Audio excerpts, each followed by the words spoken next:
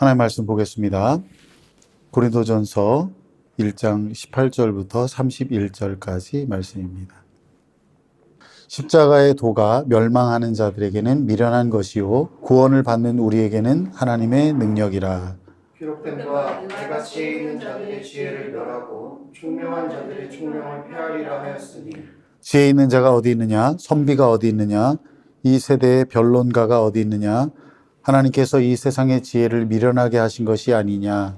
하나님의 지혜에 있어서는 이 세상이 자기 지혜로 하나님을 알지 못하므로 하나님께서 전도의 미련함으로 믿는 자들을 구원하시기를 기뻐하셨다.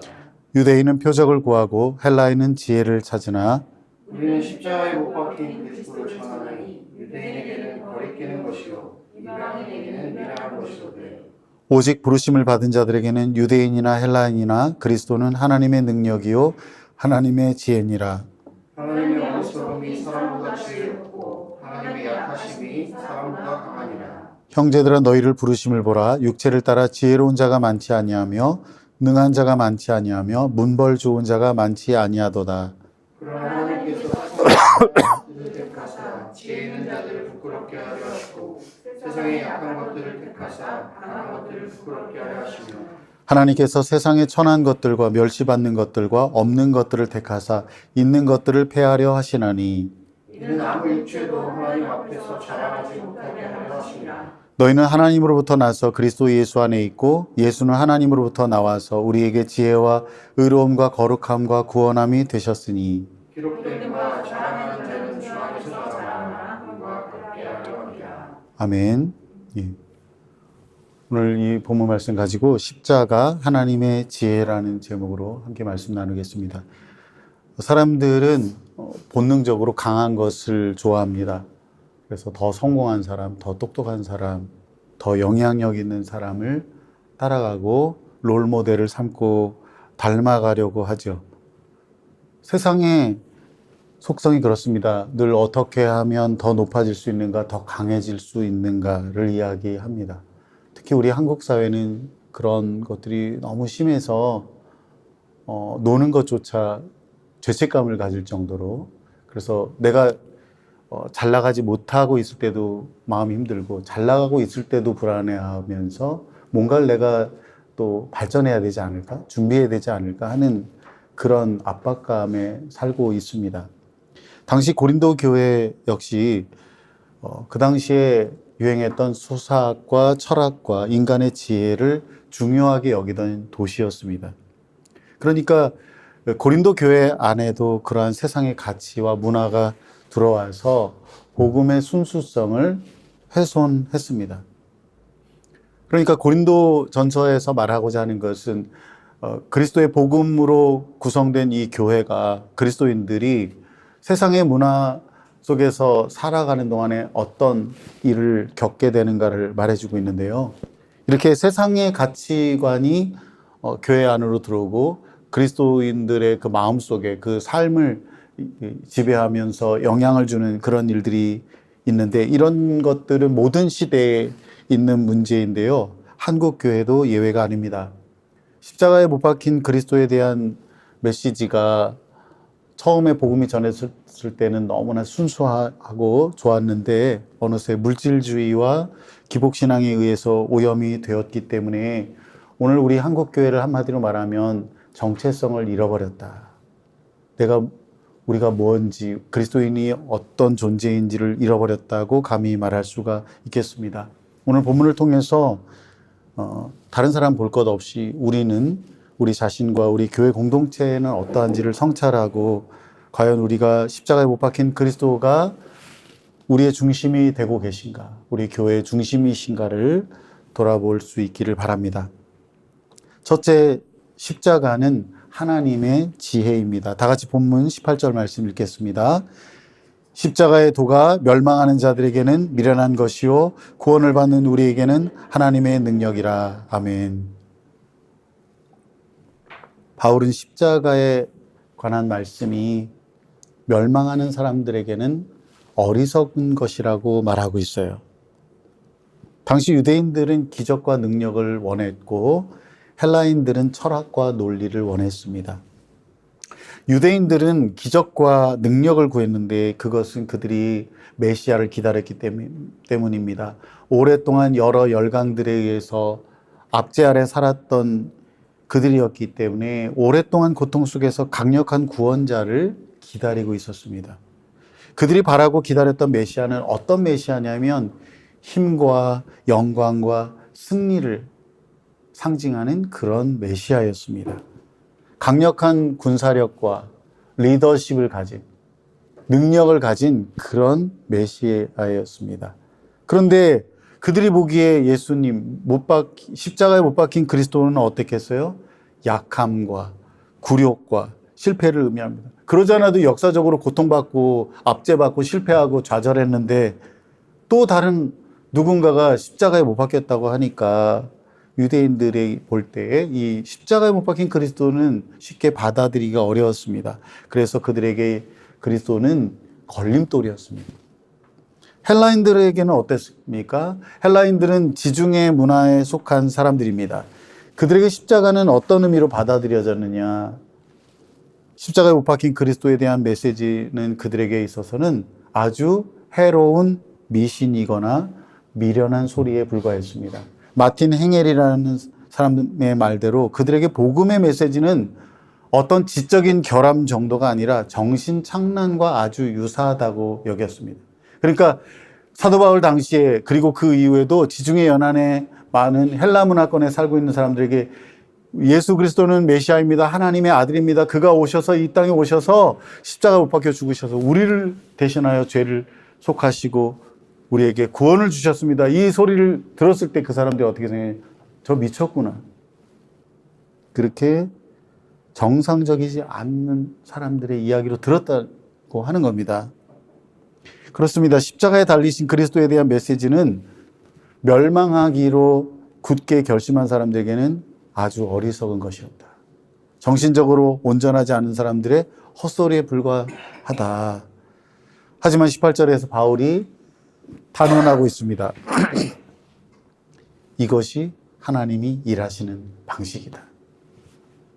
그들이 보기에 어리석게 보이는 이 십자가의 말씀이 하나님께서 선택하셔서 구원받기로 한 사람들에게는 너무나 완벽하게 이해가 되고 너무나 달콤하고 너무나 감사한 소식이다.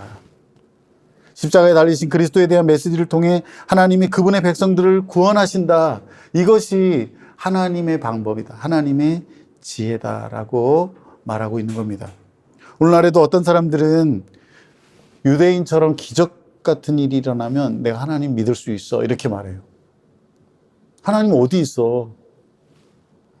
어떤 사람은 이성적이고 합리적으로 납득이 된다면 내가 하나님의 존재를 인정할게 라고 말합니다.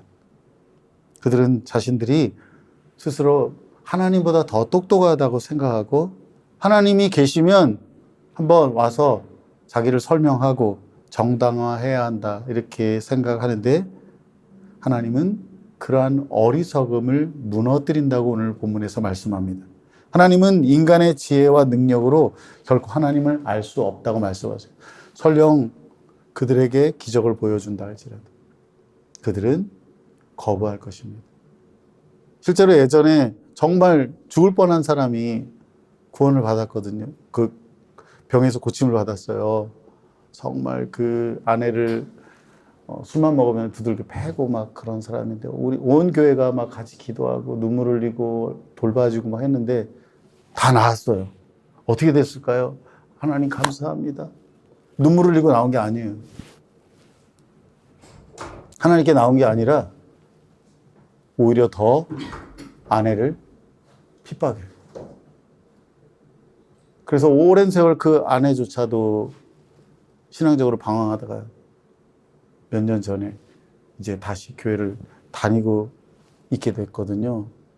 기적을 본다고 해서 사람들이 하나님을 나 믿을게 그런 거 아니에요. 인간적인 어떤 지혜로 합리적으로 이성적으로 하나님을 이해할 수 있는 것이 아니죠. 그렇게 된다면 그분은 하나님이 아니에요. 사람들이 아무리 자기의 지혜로 하나님의 존재를 증명하려고 하나님을 찾으려고 해도 불가능합니다. 하나님이 선택하신 유일한 방법이 있어요. 그게 뭐예요? 사람들이 보기에 너무나 어리석다고 하는 복음의 선포. 오늘 21절에 있는 대로 하나님은 전도라고 하는, 복음 전도라고 하는 미련한 방법을 통해서 사람들이 하나님께 돌아오도록, 구원받게 하도록 하셨다고 하는 겁니다. 십자가에 못 박힌 그리스도는 당시 사람들에게 너무 약하고 실패한 이야기처럼 보였어요. 유대인들이 보기에는 너무나 눈에 보이는 능력이 없기 때문에, 기적이 없기 때문에 거부했어요. 헬라인들이 보기에는 철학과 논리를 중요하게 여겼기 때문에 어리석다고, 미친 소리라고 외면했습니다. 그러나 하나님의 부르심을 받은 사람들에게는 그 가운데, 유대인들 가운데, 헬라인들 가운데 하나님의 부르심을 받은 사람들이 있었는데요. 그 사람들이 보기에는 모든 믿는 자들에게는 믿는 자들을 구원하시는 하나님의 능력이 되었습니다. 사람들은 눈에 보이는 결과와 능력을 원합니다. 기도가 바로 응답되고 문제가 즉시 해결되고 뭔가 대단한 일이 일어나는 것을 보고 싶어 해요. 또 어떤 사람들은 모든 것이 논리적으로 설명되어야 믿겠다고 해요. 그러나 하나님은 그러한 사람들의 기준과 방식이 아니라 무엇을 통해서? 십자가를 통해서 일하십니다. 십자가를 통해서 사람들이 보기에 어리석어 보이는, 별 볼 일 없어 보이는, 미친 소리처럼 들리는 그 십자가 복음을 통해서 죄인들을 구원하신다는 겁니다. 그러므로 눈에 보이는 것으로 하나님을 찾는 것이 아니라 모든 것이 자기 머릿속으로 이해할 수 있을 때 믿겠다는 생각을 내려놓고 십자가에 못 박히신 예수 그리스도를 바라볼 수 있기를 바랍니다. 분명히 우리가 기억할 것은 하나님은 지금도 복음 선포를 통해 사람들을 구원하신다는 사실입니다. 여러분들이 단기 선교를 가거나 아니면 선교지에 가서 헌신하거나 하면은 놀라운 사실이 뭐예요? 환경이 다르고, 언어가 다르고, 가치관이 다르고, 경제적인 발전 정도가 다른데도 동일하게 나타나는 현상이 예수 그리스도의 십자가 복음이 증거될 때 그들이 주님 앞에 돌아온다는 겁니다. 사람들은 복음을 어리석게 여길 수 있지만 하나님은 바로 그 별 볼 일 없어 보이는, 어리석게 보이는 그 복음 메시지 안에 생명의 능력을 담아주셔서 그것을 전할 때 하나님의 능력이 나타나게 하셨다는 사실을 우리가 잊지 말아야 합니다. 그러니까 우리가 미리 결과를 예상하지 말고 담대하게 예수님의 십자가 복음을 전해야 합니다. 우리가 뭘 보여줘야 된다는 것, 내가 잘 살아야지, 내가 예수님 믿는 사람답게 정말 제대로 잘 살지 못하면서 내가 어떻게 그걸 전하나, 그럴 필요 없어요. 우리가 그렇게 한다면은 우리는 평생 아무런 복음 메시지를 전하지 못할 겁니다. 우리가 설득력 있게 말을 잘 하지 못해도 상관없습니다. 우리가 십자가를 전하고 그것을 통해서 하나님께서 구원하시는 능력과 지혜를 나타내시도록, 하나님이 그 방법을 선택하셨으니까 우리의 머리나 우리가 어떤 특별한 능력이나 이런 것들을 의지할 것이 아니라 십자가에 못 박히신 예수 그리스도를 붙들고 전하는 삶을 살아가기를 주님의 이름으로 축복합니다. 둘째는 우리 믿는 자들이 하나님의 지혜의 결과입니다. 우리 다 같이 본문 26절 말씀 읽겠습니다. 이게 우리말 성경입니다. 형제들이여, 여러분의 부르심을 생각해 보십시오. 육신적으로 지혜 있는 사람이 많지 않고 능력 있는 사람도 많지 않고 가문 좋은 사람도 많지 않습니다. 고린도 교회 성도들에게 물어보는 거예요. 여러분 한번 보세요. 여러분들 한번, 여러분 자신과 함께 있는 성도들 한번 보세요. 처음으로 처음에는 교회가 가정에서 모이다가 이제 그 집을 한 2개씩 이렇게 터가지고 이제 교회로만 쓰이게 되는 그 모임을 갖게 되는데, 그것이 이제 처음에 발굴되었을 때, 그 공간을 보니까 한 5, 60명 정도 모였다고 해요. 자, 이제 그렇게 5, 60명의 사람들이 최대로 모였다고 합시다.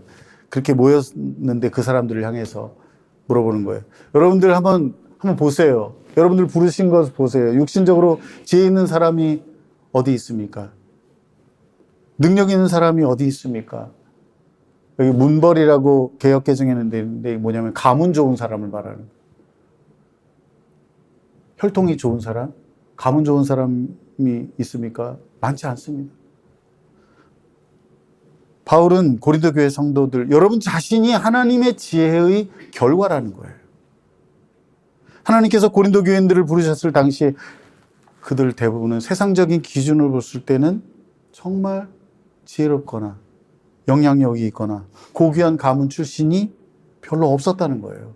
실제로 통계적으로도 초대교회 구성원들은 신분이 낮고 사회 경제적으로 약자였던 사람들이 대부분이었습니다. 그래서 기독교를 대적했던 켈수스라는 사람이 이렇게까지 조롱을 했습니다. 그의 말입니다. 기독교인들의 규칙은 이러하다. 어느 누구도 교육을 받거나 지혜롭게 되거나 현명한 자를 가까이 하지 말라. 왜냐하면 이런 것들이 우리를 악하게 만들기 때문이다. 하지만 누구든지 무지하거나 멍청하거나 어린아이라고 한다면 당당하게 오게 하라.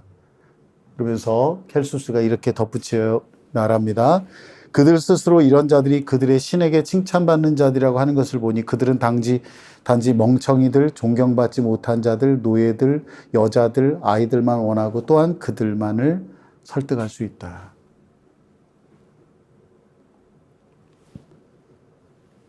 하나님은 세상적인 지혜를 가진 사람들이 기대하는 부류와는 정반대의 사람들을 부르셨습니다. 고린도 교회 성도들이 교육받지 못하고 영향력이 없고 멸시받는 사람들이었어요.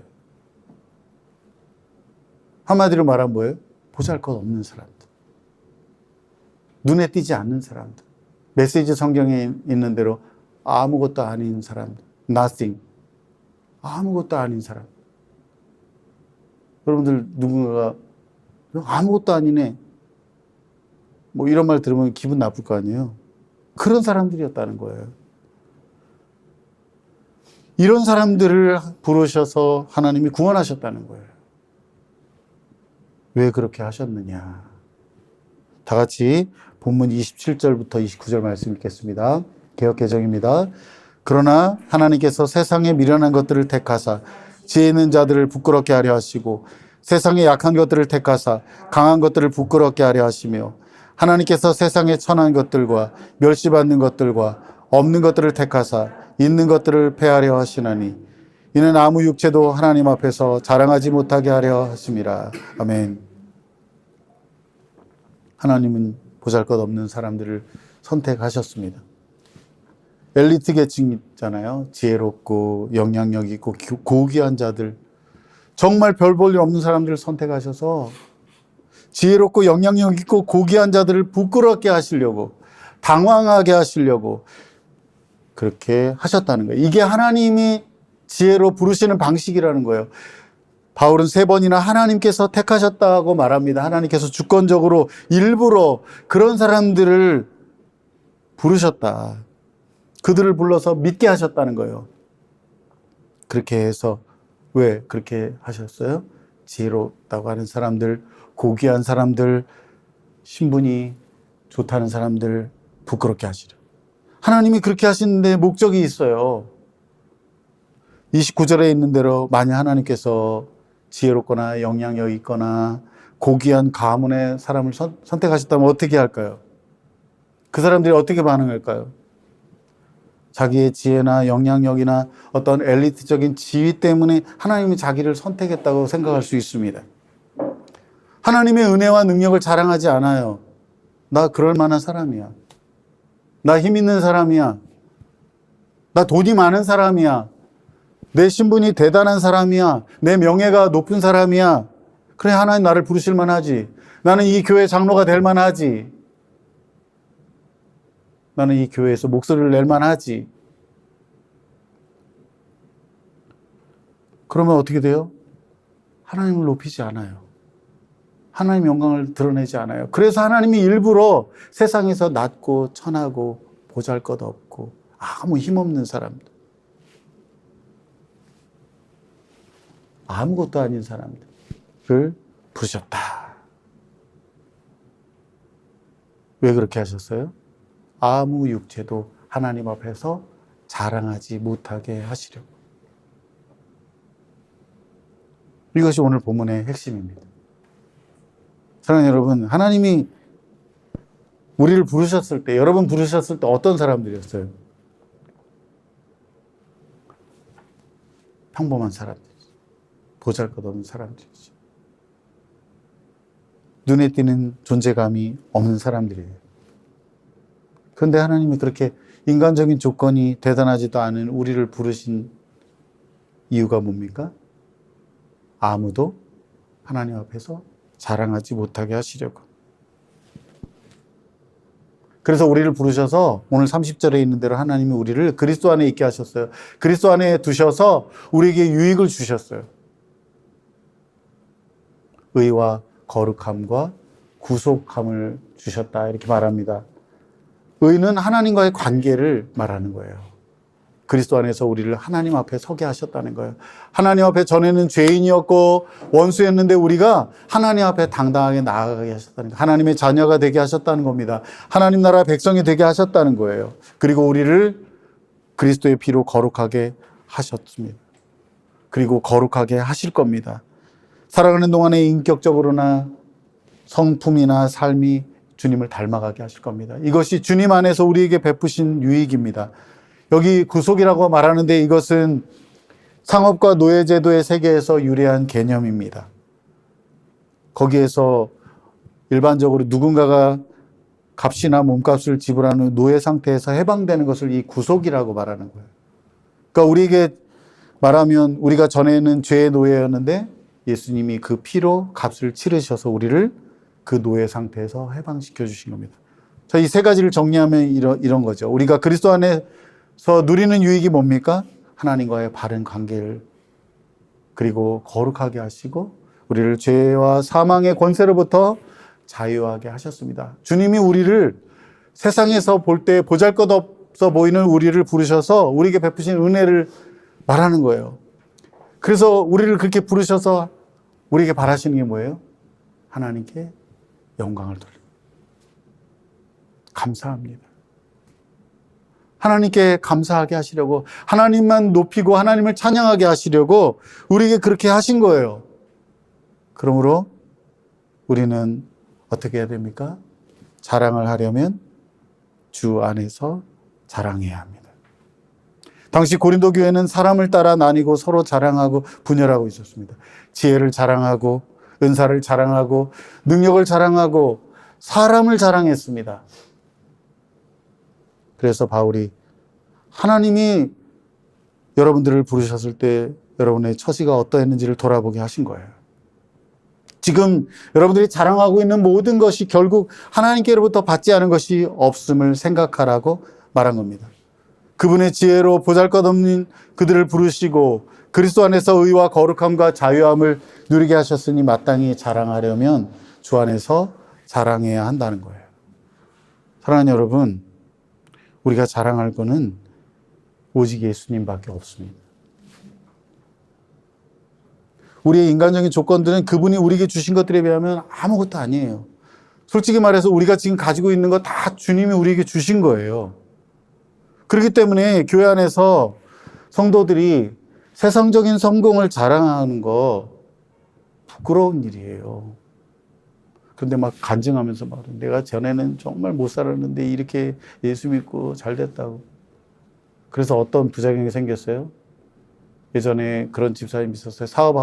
사업하면서 너무 잘 돼가지고 그 피자집을 했는데 거기 가서 막 저희도 얻어먹고 그랬거든요. 몇 번.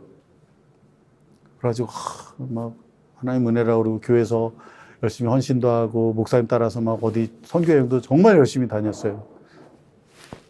1년에 막 개인적으로 그 전도여행, 선교여행 다니는 것만 해도 수천만 원을 쓸 정도로. 근데 사업이 망했네. 그러면서 어떻게 됐어요? 교회에서 소외가 돼요. 그리고 또 목사님은 다른 잘 되는 사업, 잘 되는 장로님 가서 축복합니다. 하나님이 복 주셔서 이렇게 저렇고 어쩌고 저쩌고.